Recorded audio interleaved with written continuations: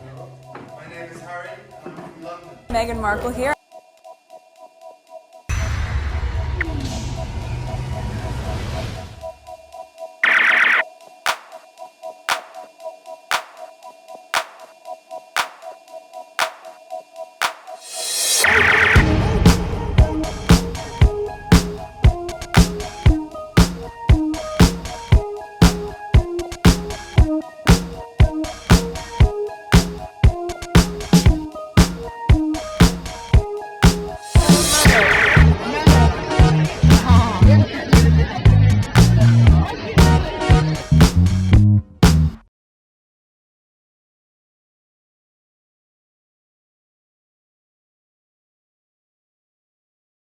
Alright, today is June 19, 2026. It is 4:31 a.m. Whatever I recorded yesterday afternoon, I just finished edit them. I have a lot to share with you. However, I will not be recording them tonight, or should I say this morning. I have all of these. But I want to listen to Obama's speech regarding his center, the Obama Center, and I'll be going somewhere later today. Today's my birthday.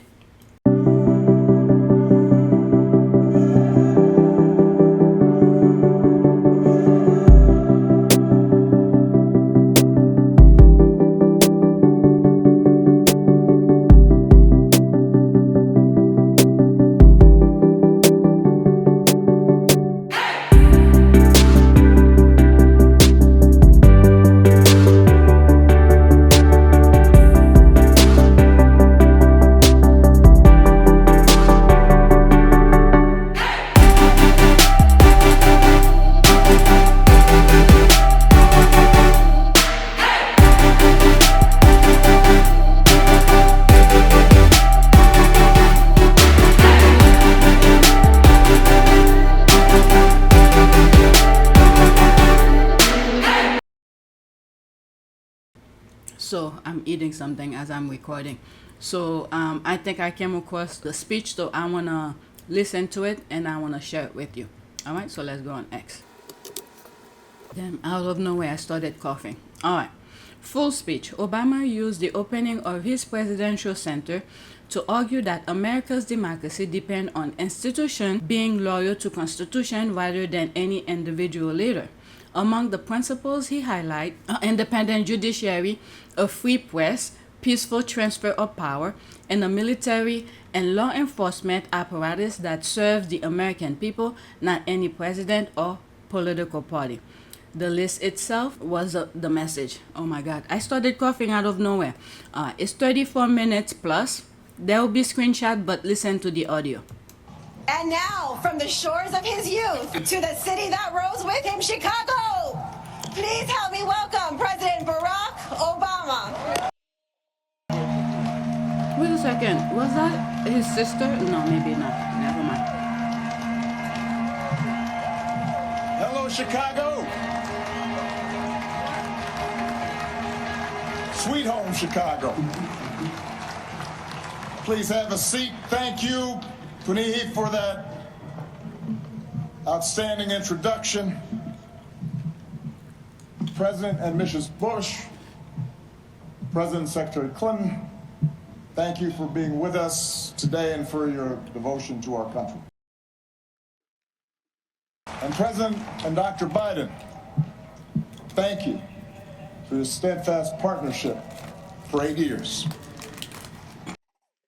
Joe, we started as running mates and ended as family. And we would not be here without you. And we are grateful. To our amazing foundation staff and our amazing board, to Governor Pritzker, Mayor Johnson, thank you for making this center possible. To congressional leaders and foreign dignitaries who've made the trip, I cherish our partnership together and all we got accomplished together. Thank you. I'll try to insert it somewhere in the video where former Prime Minister of Canada, from Germany. What's her name? Merkel was there, and some other very high-profile people from different countries. So that was nice. Former Prime Minister of Canada.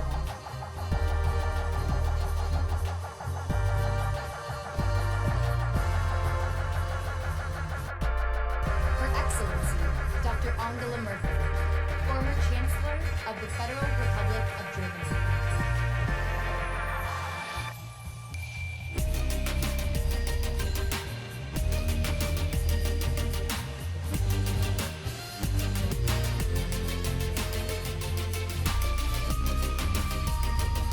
And Vice President Kamala D. Harris and Mr. Douglas M. Hahn.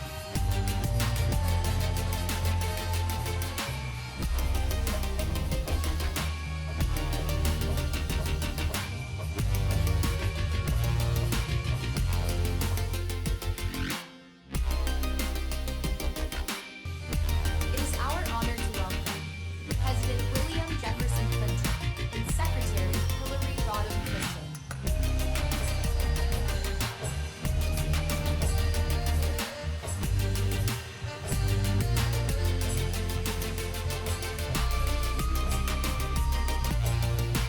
President George W. Bush and Mrs. Laura Bush.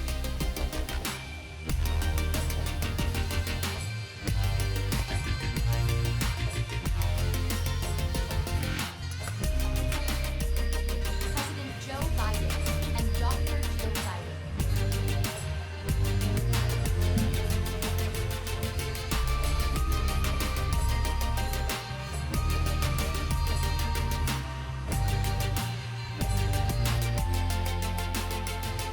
And now, please welcome former First Lady Michelle Obama, Lalia and Sasha Obama, and our 44th President of the United States, President Barack Obama.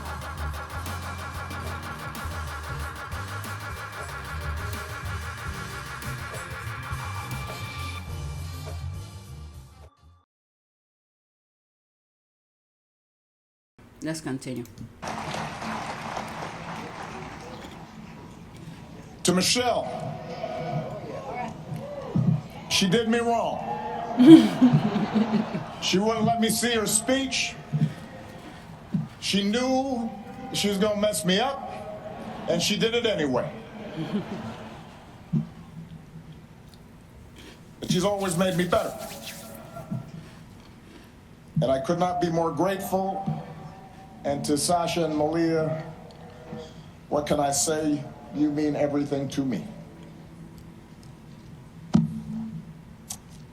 More than 40 years ago,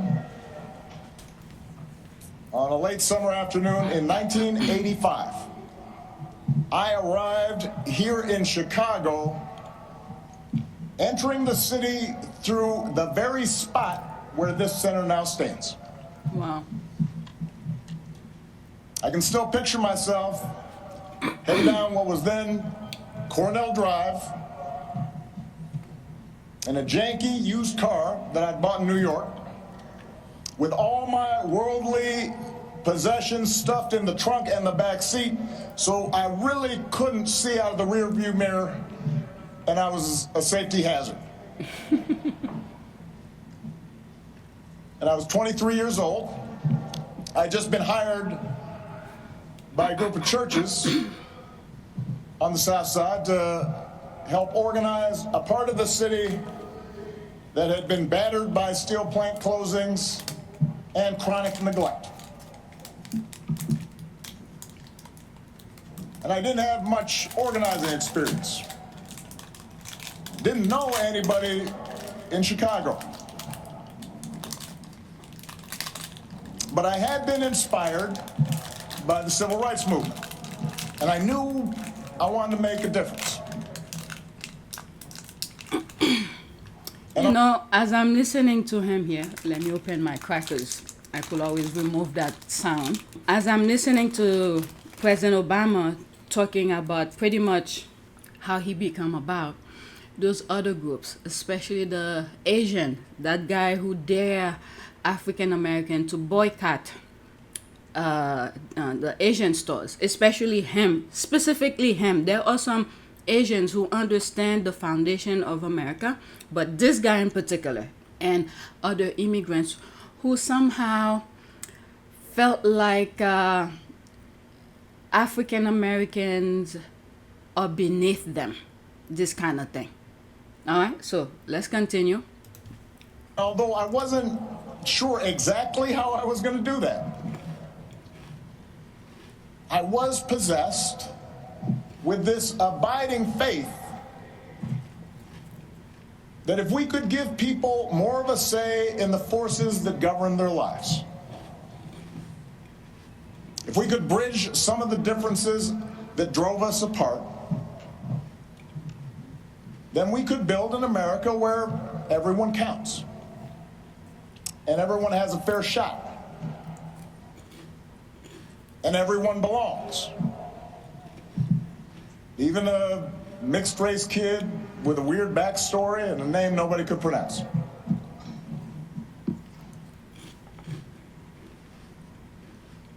And it was here, in this city, a city of broad shoulders, that I found what I was looking for.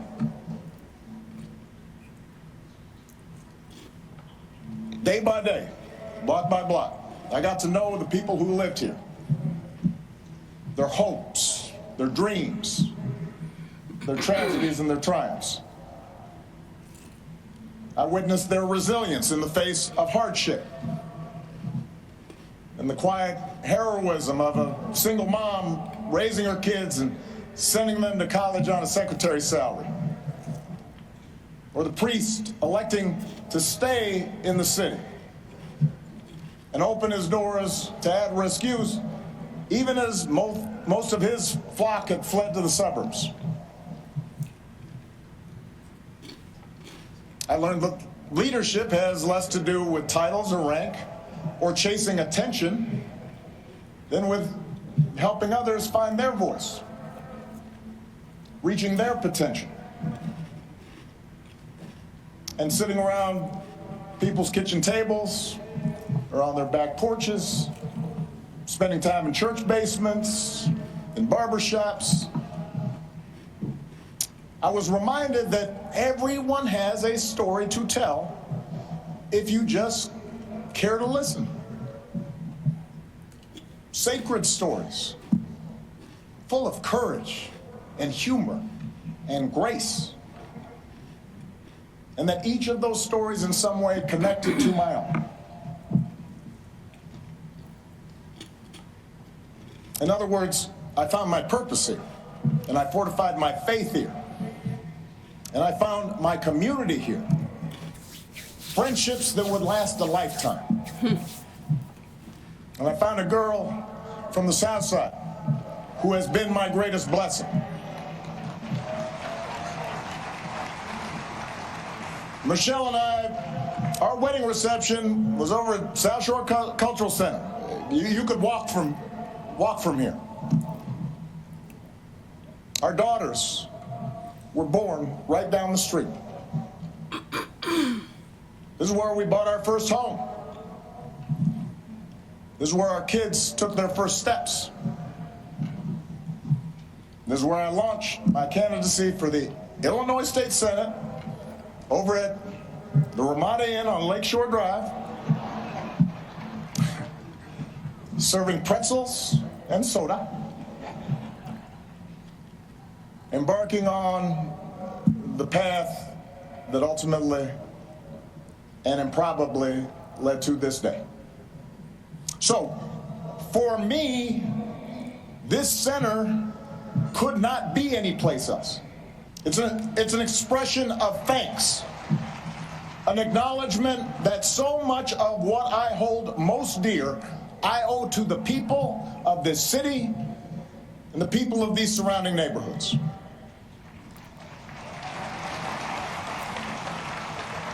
And it's why we designed the center not to be some lifeless mausoleum. I am too young for that. Not just a place to see Michelle's dresses, although I understand that will be the top attraction. We wanted it to be a vibrant, living celebration of community, where we can learn together and share the joys of art and music and sport and play. Because it's in those moments that we're reminded of our common humanity.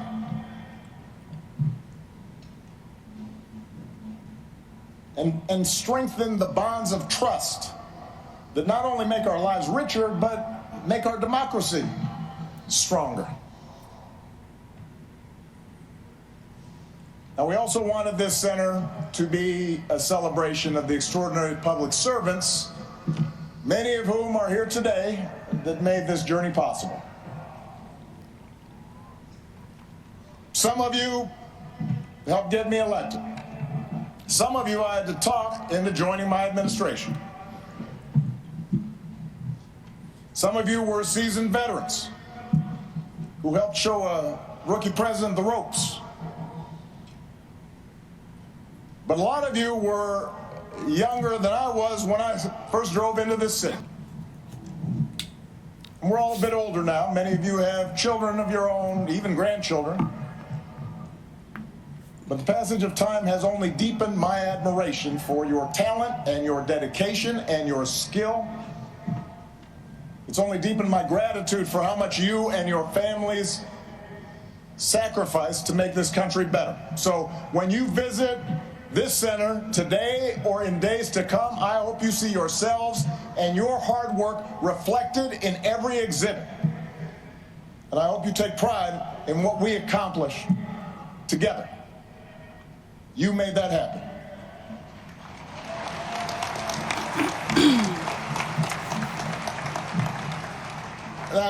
Of course, we did not accomplish everything we set out to do. They were stopping him. No administration does.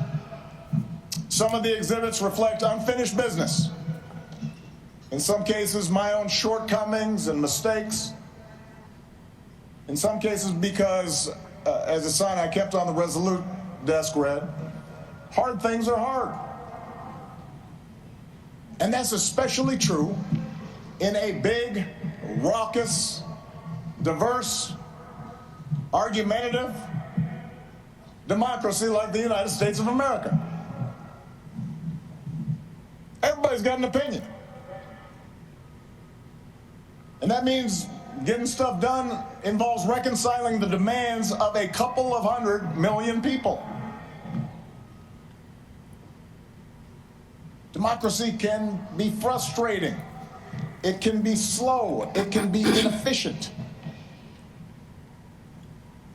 And yet, more than anything, I hope this center will serve as an affirmation of just how special, how precious our democracy truly is. Especially what and remind us what we can achieve when we embrace our shared responsibilities as citizens. Especially what we are dealing with right now with the Trump administration. And I hope it's opening people's eyes. And many people who are listening to him or will be watching this speech days to come will be reminded of our democracy. All right, but let's continue.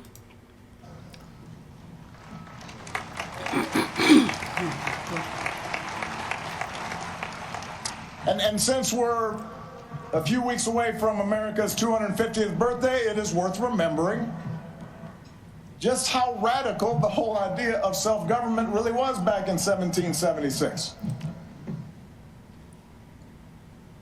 To that point, human history was a tale of conquest and caste and rigid hierarchies. A world where the strong dominated the weak, where power and wealth and status flowed through lineage. And the many were ruled by the few. But out of the fire and steel of a revolution, a different story took flight on this continent. A declaration that we are all created equal endowed by our Creator with certain unalienable rights, and that in the newly independent United States, there will be no kings or lords, no serfs or subjects, but only citizens, each of us free to pursue our own version of happiness and able to determine our collective fate through an elected representative government. I think I just saw, I forgot her name, but John McCain's widow. But let's continue. Had not been done. And because it hadn't been done before, the success of this experiment was never a given. In forming our union, the founders fell terribly short of the Declaration's promise, leaving slavery intact, allowing states to restrict the franchise to white men who own property. But in drafting a Constitution and a Bill of Rights, they did have the foresight, the genius, to provide us with a framework that allows each generation to make our union more perfect. And over more than 2 centuries, through petitions and protests, marches and strikes, moral appeals from the pulpit, and conversations at the family dinner table. So what he's talking about the Constitution and how it come about and what we should do to sort of make it stronger. But what they have done, the Republicans have done, who were against democracy, is brainwash people. Don't teach them the history. And as new immigrants coming in to this country, they didn't teach them of the foundation of the fight, especially civil rights.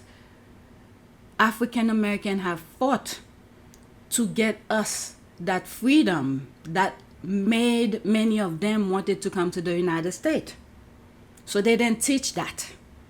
So when these immigrants came, they took the version of whatever was written in the book to whitewash or discredit African Americans' history within the history of America. And in the process, many of those immigrants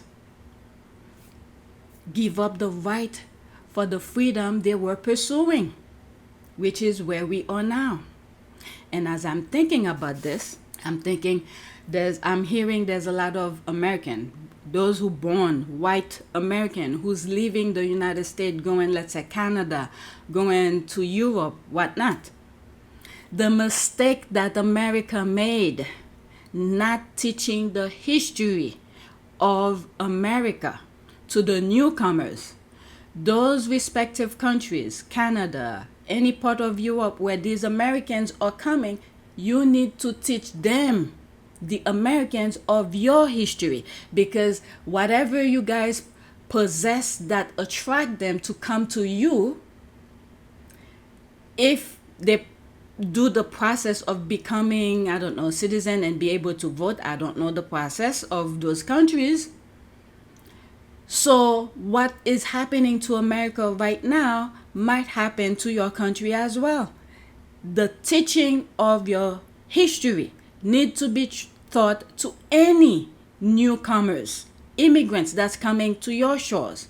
They need to understand it. All right, so let's continue. Some of you might be upset why I'm stopping. Guess what? I'm commenting on it. All right. Go. There's other channels that's probably playing it, or Obama Foundation might have it, YouTube channel. All right, but let's continue. Men and women from all walks of life, of every color, every faith, every region, took up the cause of democracy and made it their own, until we, the people, came to include not just some of us, but all of us.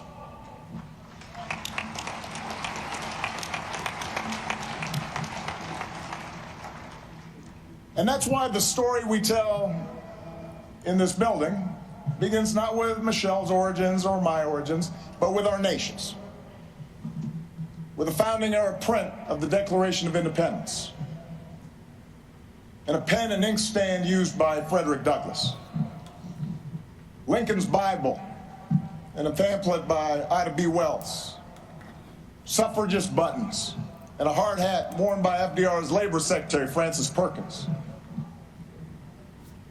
And it's why the exhibits here focus not just on policies, but on the shared values that make democracy possible. A belief in the intrinsic dignity and worth of all people, and that no one is above the law or beneath its protection. A belief in checks and balances in our government and an accountability that comes with an independent judiciary and a robust free press. A belief that our military and law enforcement owe allegiance not to any president or political party, but to the people and our Constitution. A belief in the peaceful transfer of power after the people have spoken in fair and free elections, recognizing that in a large, complicated society like ours, no group or faction gets its way 100% of the time. And a belief that qualities of character, honesty, integrity, kindness, compassion, There it is. a sense of duty and honor, those things matter in our public dealings, just as they do in our private lives. I always talk about this. These are not,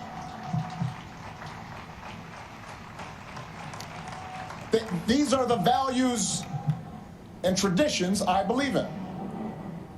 And they are not Republican or Democratic values. They are American values we can all share, regardless of party. Values every president here today, as different as we are, has tried our best to uphold.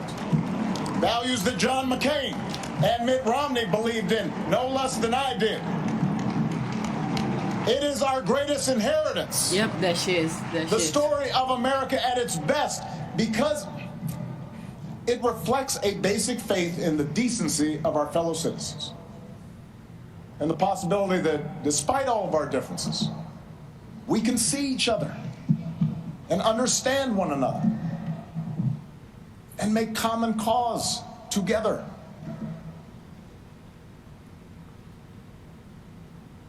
That's what I hope every visitor to this center takes away from their experience. And that's why if you come for a day and you don't have time to see everything, I would urge you to skip the clips of my speeches. You have heard them all before. In favor of the stories of those ordinary citizens who helped make that change happen. The cancer survivor who feared rising premiums would force her out of her home and was brave enough to speak out about it. She's why we pushed so hard for healthcare reform. The small business owner trying to keep the lights on. The teenage girl who told me she was worried her dad might lose his job in the auto crisis. They're why we focus so relentlessly on pulling our economy back from the Great Recession. When he said about the small businesses, I'm thinking of the Asian guy who's saying don't go shop, daring African American not to shop at Asian stores. That was one of his biggest mistakes of his life for saying that. But anyway, let's continue. The wounded warrior overcoming debilitating injuries. Thinking of Harry. The gay Air Force major serving her country even when forced to hide who she was. They're why we worked to end Don't Ask, Don't Tell and care for those who've worn our country's uniform and do right by our military families. It's their voices that led to our successes. As I'm listening to President Obama right now, I think we're getting close. As crazy it may sound coming out of my mouth with the state of our country and the world, I feel like we are getting closer to stop this nonsense. Because now we know all the actors who are betraying our country So I feel like we're getting closer. It will end. Nothing lasts forever. Let's continue. And while going through the exhibits, I'd also ask you listen to the voices of people around the world who've been inspired by American ideas. Not anymore with what's going on right now. Yes, America has made its share of foreign policy mistakes. Our actions have not always matched our rhetoric. Like I was just saying a few moments ago about the history of the country needs to be taught. The newcomers, what really messed this country right now are immigrants, sadly to say. Immigrants, the one who came and they had the right to vote. Once they did the process and get their citizenship and eligible to vote, they did not know the foundation of America, despite the fact that Trump literally was saying all this BS. When President Obama was saying ethic, respect, understanding, and compassion, and all of that, this type of thing should be understood and ingrained in everybody. If these people had that within them, those who went and vote, they will not be voting for the other guy to make the country the way it is right now. All right, so let's continue. I mean, the white supremacists, the white men are not part of what I'm saying, because whatever Trump is trying to do with the country will benefit them. I'm not talking about them. We already know how they're gonna vote because they will benefit by that system. But it's the others, the minorities, the Asian, the some blacks, African Americans, some people from Africa, you name it. All right, those Hispanics, despite all of this stuff that we saw this guy was doing, if we had that compassion, ethic, and understanding, we would have voted the right way. It may not be Kamala, but at least it would not be Trump, because he was not displaying the ethical aspect of things. We had him before. He had put kids in cages before. And guess what? There's more people in cages for no reason. Let's continue. We've learned that we can't solve every conflict or stop every atrocity around the globe, but at our best, the United States has been an undeniable force for good in the world. Mm-hmm. And what I heard on every continent as president is that when American foreign policy lives up to our highest ideals, when we champion human rights and democracy and the sound stewardship of our planet, when we take the lead in eradicating disease and feeding the hungry and educating children, when we encourage cooperation between nations, instead of trying to dominate and bully and squeeze every advantage just because we can. And most of all, when we show through our example here at home that even a country as big and diverse as ours can make democracy work, it turns out all nations, including ours, become more prosperous and secure. And the world gets a little bit brighter. That's why, and this is why I said the United States is in a pedestal with what Trump is doing. And when you look whatever's happening globally, they're doing almost the same thing. All right? It's playing, by the way. I recognize it's been almost a decade since I left office.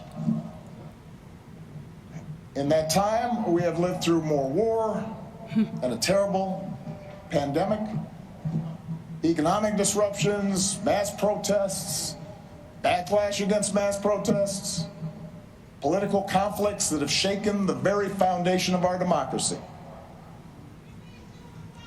We've witnessed a technological revolution that promises remarkable discoveries, could revolutionize medicine, but is also accelerating inequality. that puts all the world's information in the palm of our hands, but somehow makes it harder for us to tell a truth from a lie. That connects us instantly like never before, even as it makes us more distrustful and more withdrawn and more fearful and more isolated from each other. It's a lot. For millions of people in this country and around the world, the future feels uncertain, the ground unstable beneath our feet. And as algorithms keep feeding us a steady stream of distraction and outrage, as only the loudest, most extreme voices get attention, fanning our prejudices, Thinking of Harry right now. appealing to our basest, most tribal instincts. And Megan with the It's tempting Parents to give Network. in to cynicism and even despair, to stop trying. We start thinking that appeals to democracy and civic participation are corny and old-fashioned and boring and naive. That the very idea of working on behalf of the common good is a sucker's bet. And that in order for us to win, somebody else has got to lose. I get it. I am not immune to anger or doubt. But I do know this. When we lose faith in each other, when we stop believing that voting matters, that citizenship matters, that our collective voices matter, that how we treat each other no longer matters, then we give away our power to decide our own futures. We open the door to the most ruthless or the most careless That's right. or the most fearful among us, who see some groups and some people as more equal than others, and see government as nothing more than a way to divvy up the spoils and punish enemies and keep those who are different in their place.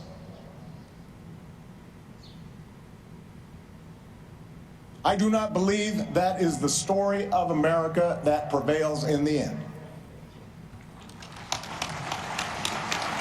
I don't believe it because for us to give up, for us to give in now, after all this country's been through, to cynicism and division.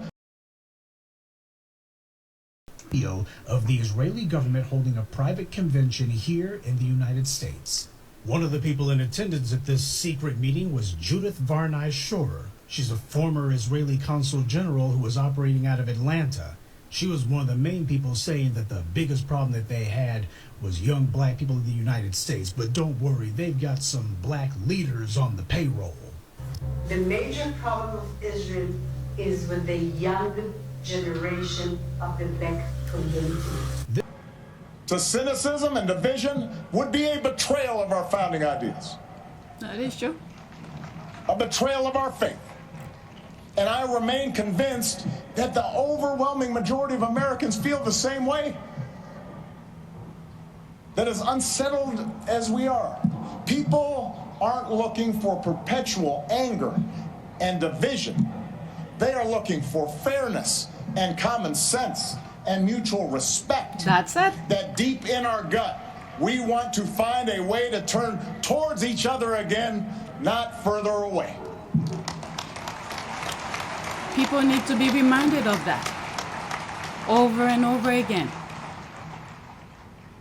I believe this because I've seen it all across our country. In cities that have worked together to reclaim their streets from crime, in rural communities that have rebuilt their economy, in businesses that are finding new ways to make housing affordable,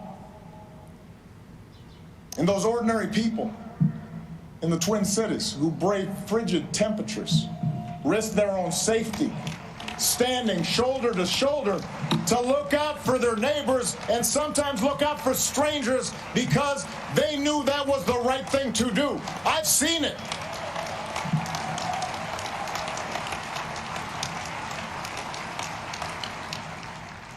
And I've seen it in a new generation of leaders here and around the world. Like Puniha and Addison. Leaders who are determined to make our governments and our economies and our societies work for everyone. Obama Foundation leaders like Hannah, a Food Corps member from rural Ohio who's helping ensure every child has access to at least one nourishing meal. Or George, an entrepreneur whose nonprofit helps get unused, unexpired medicine, often at no cost, to people who need it. Or Zuzana, a human rights lawyer in Poland, who's won more than 30 landmark cases. There are thousands, tens of thousands, hundreds of thousands of these young people out there making a difference right now. And this center is devoted to lifting up their stories, giving them the tools and support they need to expand their impact. For while our work is nonpartisan, we are not values neutral. We have a point of view.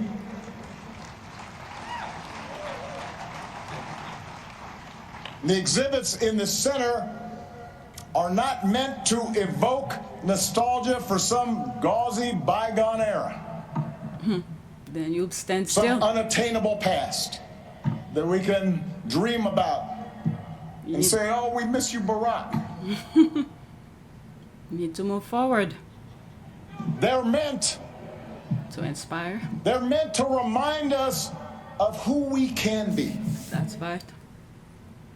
To remind us of what's possible, so we can forge ahead. That's right. There it is. Clear-eyed and confident, and do the work that still needs to be done. We can learn from the past. That's why they but don't. America's story isn't frozen in the past. That's why they don't want to teach history. It has chapters yet to be written. Not by one person or a few people, not by Barack and Michelle, or anybody with a fancy title or a high office, but by all of us. You know, one of the things a lot of presidential libraries now have in common is a replica of the Oval Office. And if you take a peek at the one inside this building, you will see some objects that carried some special meaning for me during the time that I was in office. There's a program that a friend from the South Side gave me that he had retrieved from the 1963 March on Washington. He was there. There's a Norman Rockwell painting of the Statue of Liberty with workers hanging on ropes, burnishing the torch that she holds aloft.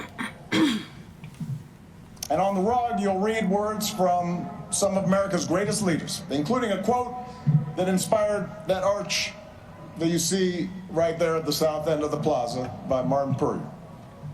The arc of the moral universe is long, but it bends towards justice. And it's a quote that was often invoked by Dr. Martin Luther King Jr., but it originally comes from a Boston minister's sermon more than 170 years ago.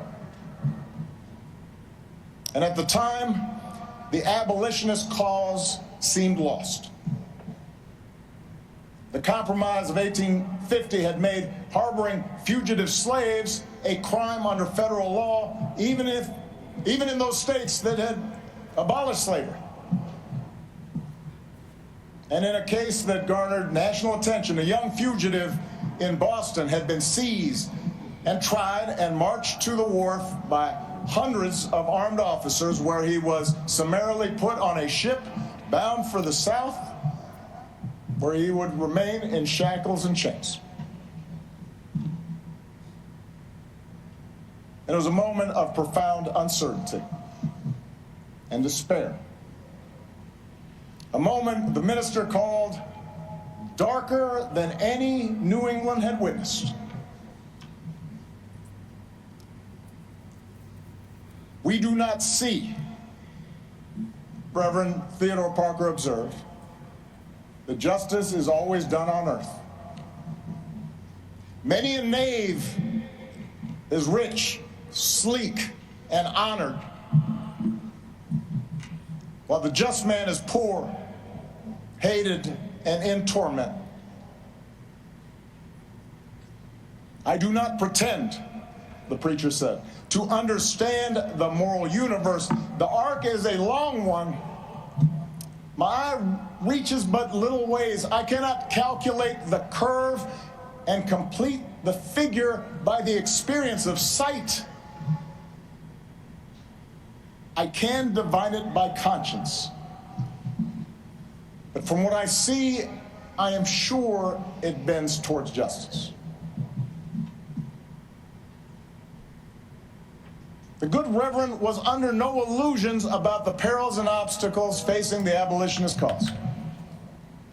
His words offered no easy answers, no comforting assurances that he or his congregation would live to see the progress they so desperately sought. Rather, his was a declaration of faith, a defiant call, not to abandon hope or give way to fear, but to stay true to our better selves and true to one another, and to keep fighting to fulfill the promise of this nation, even in the face of cruelty and bitter disappointment. Sadly to say that what we are facing now in the U.S., I think it was meant to be. And very sadly to say, nobody should be going through that cruelty. But so many of us forget our values, our objective, that we felt like it was okay for others to go through some suffering. Majority of the people who voted, they voted for others to suffer. And guess what happened?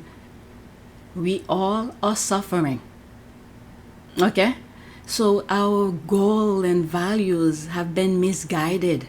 The people who were voted for cruelty of others are misguided. They were okay, they were comfortable. It's okay for them to be comfortable, but not for others. Let's continue. Even in the face of impossible odds. It is that spirit that we open the center today.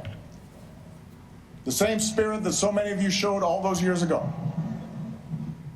The same spirit that inspired generations of Americans to meet the challenges of their time.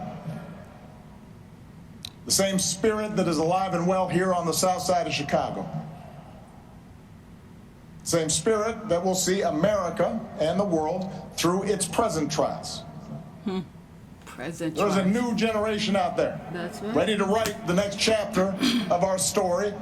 We intend to help them do it, and we ask that you join us.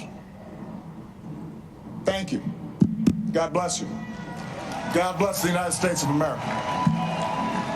That was a very nice speech. It's good to remind the nation. All right, so I have another tweet. Okay, I need to go take a shower. We have to leave soon. I think I find the other tweet that I was talking about. Oh no, it's just an image. Okay, to George and Laura, Bill and Hillary, we're grateful for your friendship, counsel, and devotion to this country. And to Joe and Jill, thank you for being on this journey with us. All right, so that's that. I gotta go. I don't know if one of those days I'll go over it again, not to listen to the speech again, but maybe read. Oh, is it gonna go? Oh, never mind. Read some of the comments under the speech. But today's my birthday. We're going somewhere. It's 5:17 right now, so maybe I'll come and read some of these. Thank you, Brian, and all of this. Or maybe not. All right, so that's it. Please take a moment. Oh, I was uploading this. All right. Please take a moment to subscribe, like, and share. If you want to support this channel, there's a PayPal link and a Cash App link in the description. You could donate. Those who have donated, thank you. All right, so I just made that public, and I need to go. I don't know when you guys gonna see this video that I'm talking in right now, but I'm not gonna edit it right now. Thanks for watching.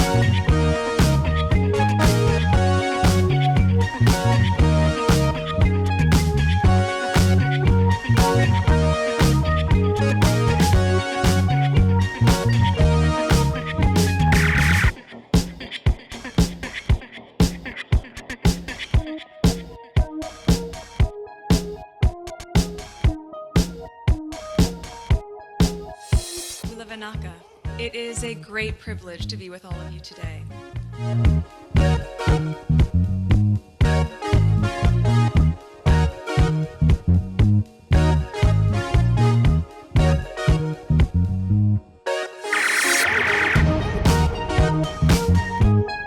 You know, we ask for forgiveness and please come back.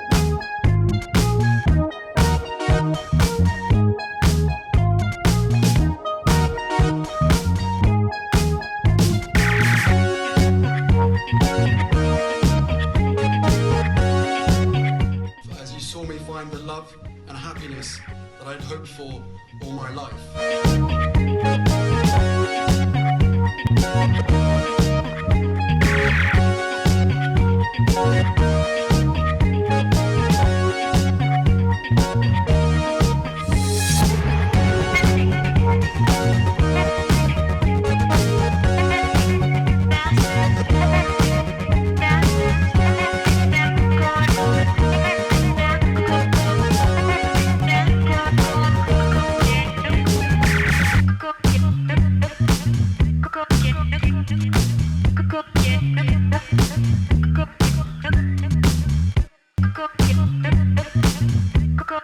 You are all in this together, and if I may speak personally, we are all in this together, because asking for help was one of the best decisions that I ever made.